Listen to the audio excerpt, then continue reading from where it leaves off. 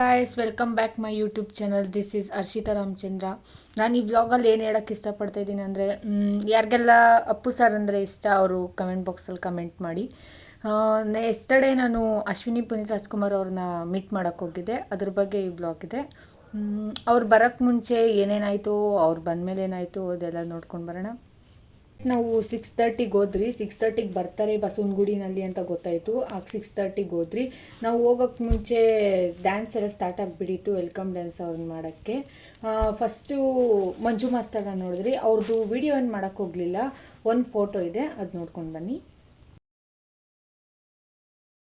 ಒಂದು ಶಿವದು ಡ್ಯಾನ್ಸ್ ಮಾಡಿದ್ರು.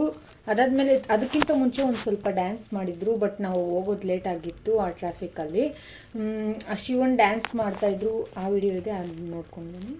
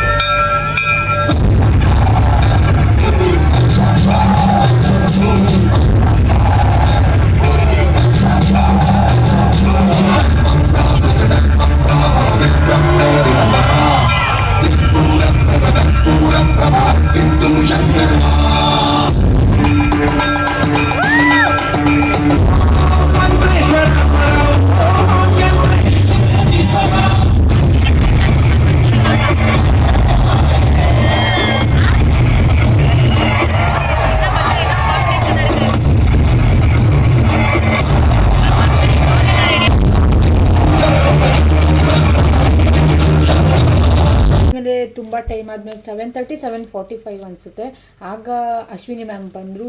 Full craze guys. ನನಗಂತೂ ಆ ಫೀಲಿಂಗ್ ಹೇಗಿತ್ತು ಅಂತ ನೋಡ್ಕೊಂಡು ಬನ್ನಿ.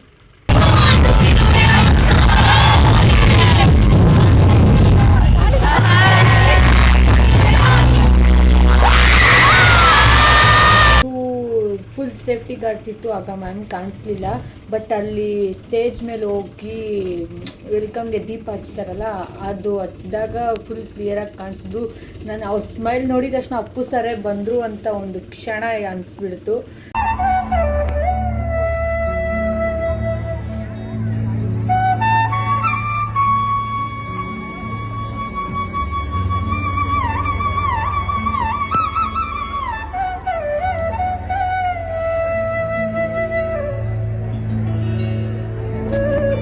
ಆಮೇಲೆ ನೆಕ್ಸ್ಟು ಜಿ ಟಿ ವಿನಲ್ಲಿ ಜೂನಿಯರ್ ಅಪ್ಪು ಸರ್ನ ಕರೆಸಿದ್ರು, ಅವ್ರು ಕೂಡ ಬಂದಿದ್ರು. ಅವ್ರು ಬಂದಿದ್ದ ತಕ್ಷಣ ಎಲ್ಲ ನಿಂತ್ಕೊಬಿಟ್ರಿ ಗೈಸ್, ಸಡನ್ನಾಗಿ ಅಪ್ಪು ಸರೇ ಬಂದುಬಿಟ್ರು ಅಂತ.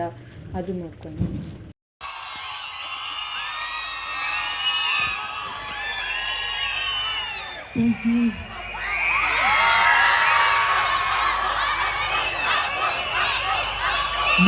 ಎಲ್ರಿಗೂ ನಮಸ್ಕಾರ. ಇಲ್ಲಿ ಸಾಕಷ್ಟು ಜನ ತಾಯಂದ್ರು ಬಂದಿದ್ದಾರೆ ಅನ್ಕೋತೀನಿ. ಆ ತಾಯಂದ್ರಿಗೆ ವಿಶೇಷವಾಗಿ ನಮಸ್ಕಾರ ಹೇಳ್ತಾ, ತುಂಬಾ ಜೋಶಲ್ಲಿದ್ದಾರೆ ಅನ್ಸುತ್ತೆ ಅಲ್ವಾ? ನಮ್ಮ ಬದುಕಲ್ಲೂ ದೀಪಾವಳಿ ಬಂದೇ ಬರುತ್ತೆ. ಅಭಿನಯ ಮಾಡೋದು ತುಂಬಾ ಕಷ್ಟ, ಈಗಲೂ ಕೂಡ ಭಯ ಆಗ್ತಾ ಇದೆ. ದಯವಿಟ್ಟು ಏನಾದ್ರೂ ತಪ್ಪಿದ್ರೆ ದಯವಿಟ್ಟು ಕ್ಷಮೆ ಇರಲಿ ಅಮ್ಮಾಜಿ. ಸತತ 40 ವರ್ಷಗಳಿಂದ ನಮ್ಮ ತಂದೆಯವರು ಅಶೋಕ್ ಬಸ್ತಿ, ಜೂನಿಯರ್ ರಾಜ್ಕುಮಾರ್ ಅಂತ ಅವರು. ಇದಾಗಿತ್ತು ಇವತ್ತಿನ ಬ್ಲಾಗ್. ನೆಕ್ಸ್ಟ್ ಬ್ಲಾಗಲ್ಲಿ ಸಿಗೋರ್ಗೆ ಬಾಯ್.